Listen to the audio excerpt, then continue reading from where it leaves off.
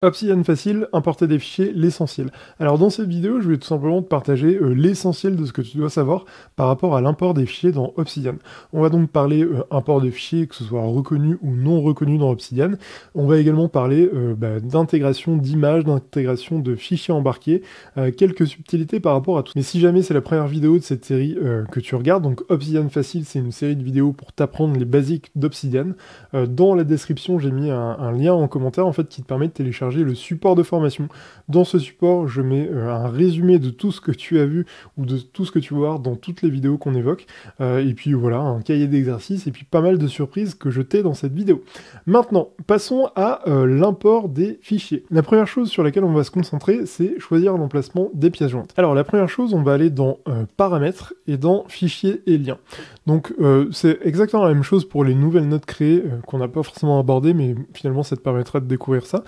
Donc le paramétrage se situe dans emplacement par défaut des nouvelles pièces jointes, et donc le premier paramétrage basique c'est racine du coffre.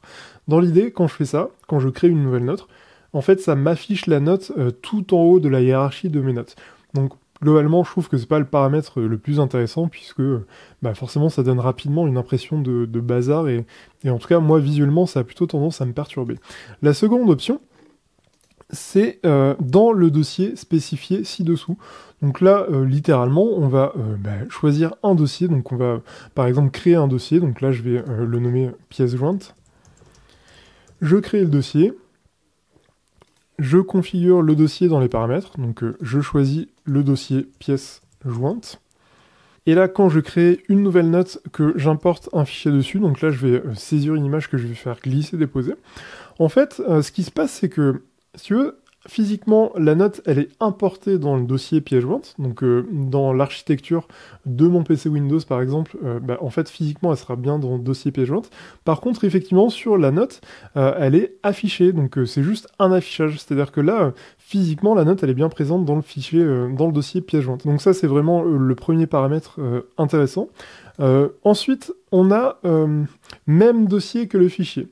Donc là, c'est un peu plus subtil. Ce que je vais faire, c'est que cette note sans titre, donc je vais supprimer cette note-là, je vais créer en fait un nouveau dossier, donc dans lequel je vais mettre dossier exemple. Je vais mettre ma note sans titre juste là, donc note exemple. Hop là. Et on va effacer ça, qui était la note précédente. Donc là, ce que je vais faire la même chose, donc je vais glisser-déposer mon image sur ma note exemple. Et là, en fait, tu vois que l'image a vraiment été reportée au même niveau que la note. Donc là, elles sont vraiment sur le même pied d'égalité. Donc là, c'est un paramètre que je trouve intéressant, mais malgré tout, je trouve que en fait, ça mélange à la fois tes images et tes fichiers, et tes notes, pardon, ce que je trouve pas non plus l'idéal. Et enfin, il y a un paramètre que je trouve assez intéressant, donc je vais supprimer l'image, hop, et supprimer ça pour que ce soit bien visible. Le dernier paramètre, en fait, c'est dans le sous-dossier, sous le dossier actuel. Donc là, c'est un peu plus subtil, mais c'est assez intéressant. C'est que là, si je crée par exemple un dossier PJ, en fait, plutôt que de stocker l'image au même niveau, eh bien, ça va créer un sous-dossier pièces jointes dans lequel vont être stockées les pièces jointes que j'ajoute à cette note. Donc là, littéralement, je trouve ça pas mal. C'est un bel intermédiaire parce que ça permet à la fois de rassembler toutes les pièces jointes d'un même sujet au même endroit. Donc ça peut être utile par exemple dans le cadre de projets ou ce genre de choses. Mais à la fois, ça permet tout de même de ne pas les mélanger avec la prise de notes parce que je trouve que les deux ont peut-être besoin d'être séparés. Et donc là, même idée, j'ai le résultat de mon affichage, et donc la pièce jointe qui apparaît bien ici. Et là, du coup, si je fais un clic droit, je fais afficher dans le dossier. Donc là, ça m'ouvre mon explorateur de fichiers Obsidian, mon explorateur de fichiers, Windows, et là, ça me permet de retrouver cette information, et donc si par exemple j'avais ajouté plein d'images, elles seraient toutes regroupées au même endroit. Maintenant, évoquons les différents formats de fichiers reconnus par Obsidian.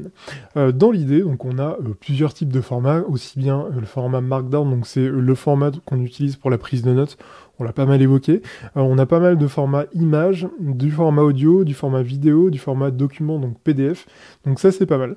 Quand je dis que c'est reconnu par Obsidian, ça veut dire que si jamais tu veux les importer dans Obsidian et les ouvrir avec Obsidian, Obsidian les reconnaîtra sans souci. Maintenant, il y a peut-être certains fichiers que tu veux importer dans Obsidian sans forcément pouvoir les ouvrir, mais tout du moins pour les stocker, pour les ranger.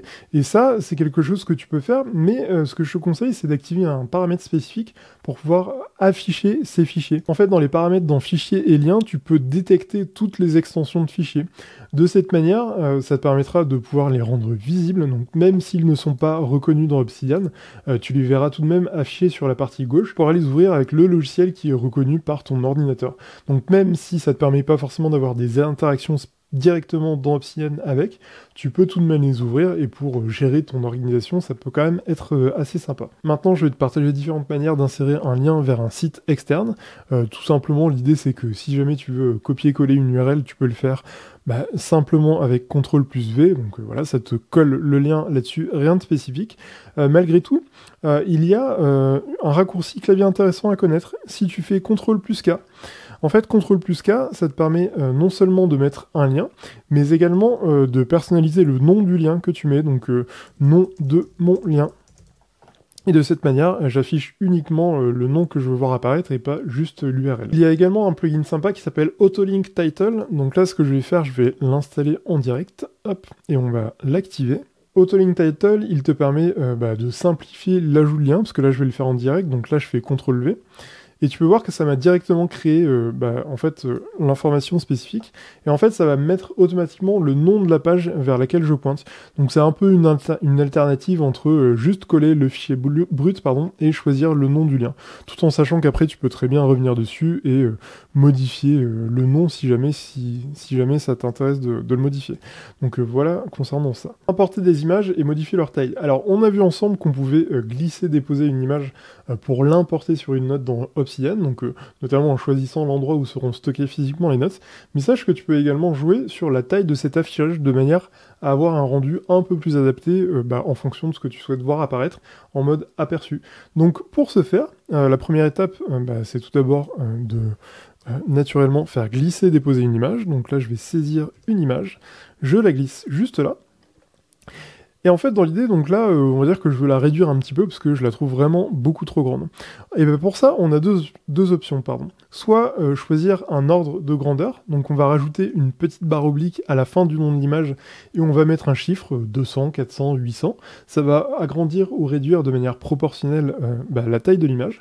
Ou sinon, on va pouvoir faire la même chose, mais en mettant un longueur fois hauteur. Ça nous permettra de choisir de manière concrète, enfin un peu plus stricte, on va dire, la taille de l'image. Donc premier exemple, je me mets là, je me mets juste avant la fin des crochets, je fais Alt-GR et la touche 6 pour mettre la barre oblique, et là je vais mettre par exemple 100. Donc là, 100, on voit qu'on a une image toute petite, et je peux modifier ça, donc je mets 200, donc pareil, tu vois que l'image s'agrandit, 300, etc., 400, enfin bref, on peut jouer quasiment à l'infini. Alors autre chose qui me vient en tête pendant que je suis en train de faire la vidéo, en fait là tu constates que l'image, elle est automatiquement déportée sur la gauche. Donc ça, c'est quelque chose qui est lié à Obsidian, c'est-à-dire que d'une manière générale, en fait, les images sont déportées sur la gauche, en fait le contenu est toujours mis à gauche, donc autant le texte avec l'HTML, on peut le mettre à gauche, autant les images, c'est un peu moins simple. Donc en HTML, on peut le faire, mais c'est quelque chose de complexe, donc je vais pas forcément le détailler ici. Par contre, ce que je voulais te dire, c'est que, en fait, en fonction des apparences, donc en fonction des thèmes communautaires, certains thèmes vont automatiquement centrer les images au milieu. Donc voilà, ça peut être une info intéressante si jamais tu veux pas forcément te prendre la tête, mais malgré tout avoir des images qui sont centrées. Bref, revenons à nos moutons. Donc là, on a vu qu'on pouvait changer de manière proportionnelle la taille, et maintenant, ce que je vais faire, c'est que je vais changer de manière stricte, donc ça n'a pas beaucoup de sens en l'état actuel sur cette image, mais de cette manière, tu vois que tu peux modifier la taille un peu plus précisément. Donc voilà, si je joue sur la hauteur ou la longueur, ça permet de modifier ça. Maintenant, même idée pour une image qui est hébergée en ligne. L'idée, c'est que, en fait, on va prendre le lien direct d'une image qui est hébergée en ligne, et ce qu'on va faire, c'est qu'on va coller le lien Donc là, on a vraiment un lien qui est collé avec le plugin qui nous permet de faciliter ça. Donc sinon, l'idée serait de faire exactement CTRL+K et de mettre le lien vers l'image. Je vais d'ailleurs le faire de cette manière. Donc je colle le lien dans l'espace prévu à cet effet. Je mets un point d'exclamation juste devant l'image.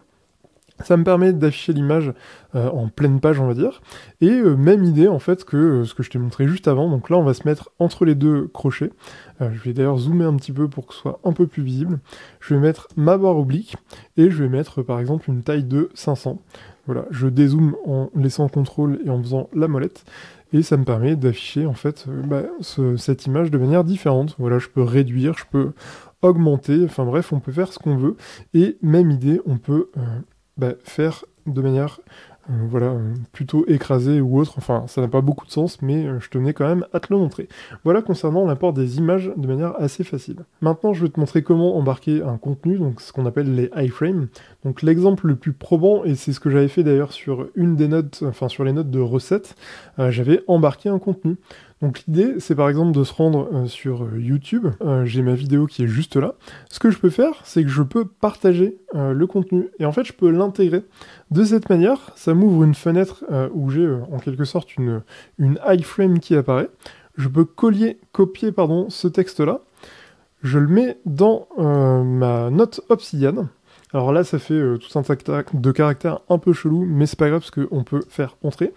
Et de cette manière, j'ai ma vidéo qui est embarquée. Donc ça peut être assez sympa si jamais on veut, par exemple, noter des recettes, noter des contenus, prendre des informations en direct en fonction de la vidéo qu'on nous affiche. Voilà, ça peut être différentes options assez sympas. Alors voilà, là c'était un exemple avec une vidéo YouTube, mais si par exemple je vais sur le site Météo France Widgets, en fait je peux copier un iframe que je colle sur une note et ça me permet d'afficher ma météo si par exemple je veux l'afficher sur ma note quotidienne ou une note en mode homepage. Bref, l'idée c'est d'aller chercher les différents iframes qui existent. Je pense par exemple aux cours de bourse ou aux choses comme ça. Enfin, t'as plein d'options différentes, donc je suis certain que tu auras plein d'imagination à ce sujet. Et enfin, dernière chose que je voulais te partager concernant le fait d'emporter des fichiers ou d'embarquer des fichiers, c'est le fait d'embarquer un critère de recherche. Alors ça, c'est quelque chose que j'avais complètement oublié et que tout simplement j'ai revu en refaisant cette vidéo de formation. Donc l'idée, c'est que si tu mets les apostrophes inversées, donc avec la touche Alt-GR et la touche 7, en fait, tu peux créer globalement une ligne de commande dans Obsidian.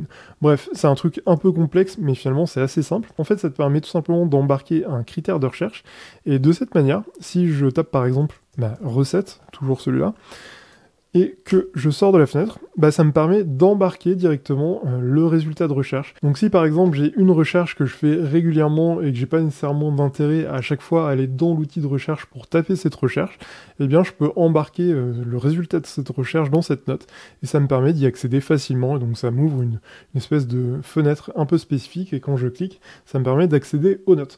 Voilà concernant l'import des fichiers et l'embarquement des fichiers ou tout type de subtilité concernant ça. Donc pour rappel, pense à te rendre dans le lien en description si jamais tu veux télécharger le support de la formation et accéder aux exercices et aux différentes surprises.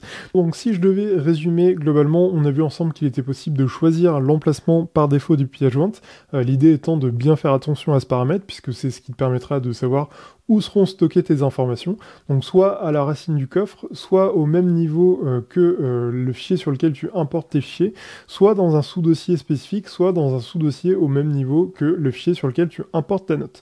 On a vu ensemble également que Obsidian acceptait différents formats, que ce soit des formats vidéo, audio, format notes, les PDF. Il y a pas mal de fichiers avec lesquels, de fichiers avec lesquels tu peux jouer, tout en sachant que ces fichiers sont reconnus dans Obsidian, donc tu peux littéralement les ouvrir avec Obsidian. Malgré tout, si jamais tu souhaites importer des fichiers qui ne sont pas reconnus par Obsidian, tu peux activer une option spécifique qui te permet de au moins les rendre visibles dans Obsidian pour les ouvrir avec ton ordinateur.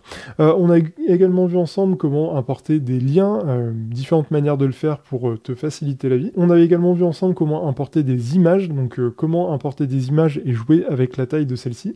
Et puis enfin, on a vu comment embarquer du contenu, donc par exemple avec le contenu iframe qui permet d'intégrer par exemple des vidéos YouTube, la météo, ça peut être également les cours de bourse, il y a pas mal de possibilités concernant ça.